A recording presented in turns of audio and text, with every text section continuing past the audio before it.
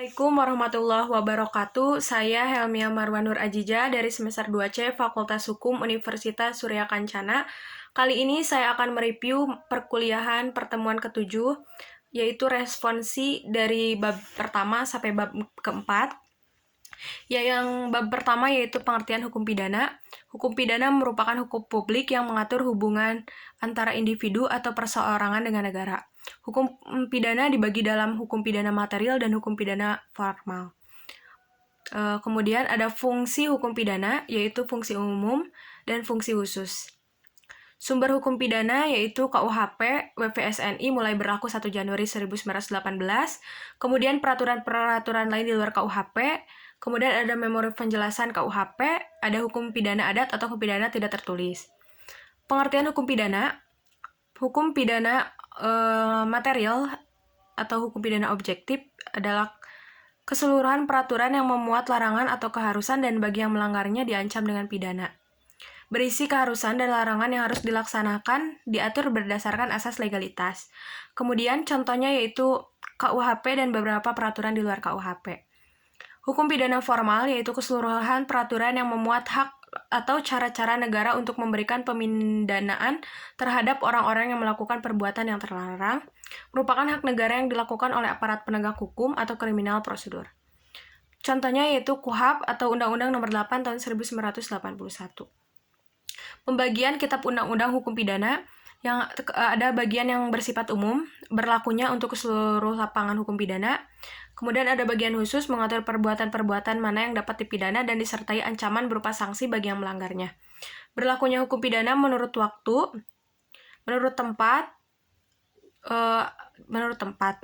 Kemudian lanjut dengan bab 2 yaitu tindak pidana. Tindak pidana lebih sering dipergunakan dibandingkan dengan pelanggaran pidana maupun peristiwa pidana. Pengertian tindak pidana secara yuridis yang berbeda dengan istilah kejahatan. Dilihat dari isinya terdiri dari perbuatan pidana, pertanggungjawaban, dan pada akhirnya baik dualistis maupun monistis mempunyai tujuan yang sama, yaitu pidana. Unsur-unsur tindak pidana terbagi menjadi dua, yaitu unsur objektif dan unsur subjektif. Mempunyai pengertian yang luas, yang terdiri dari bagian delik dan elemen atau unsur delik.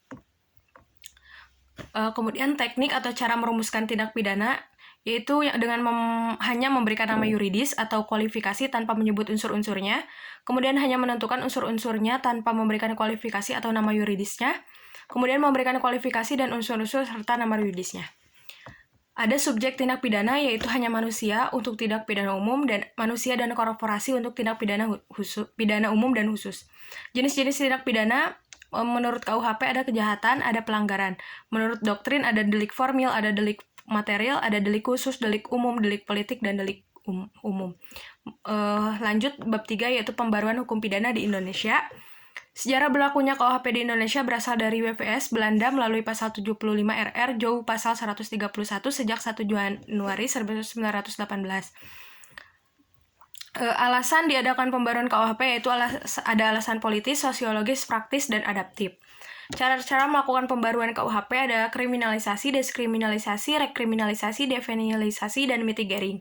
Metode pembaruan KUHP ada evolusi, ada kompromis, ada global. Alasan diadakan pembaruan KUHP, politis, sosiologis, dan praktis.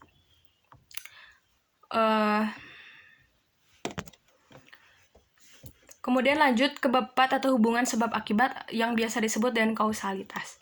Tujuan dari ajaran sebab akibat yaitu untuk menentukan hubungan antara sebab akibat yang berarti menentukan ada atau tidak adanya tindak pidana, untuk menentukan pertanggungjawaban seorang atas sesuatu akibat tertentu yang berupa suatu tindak pidana.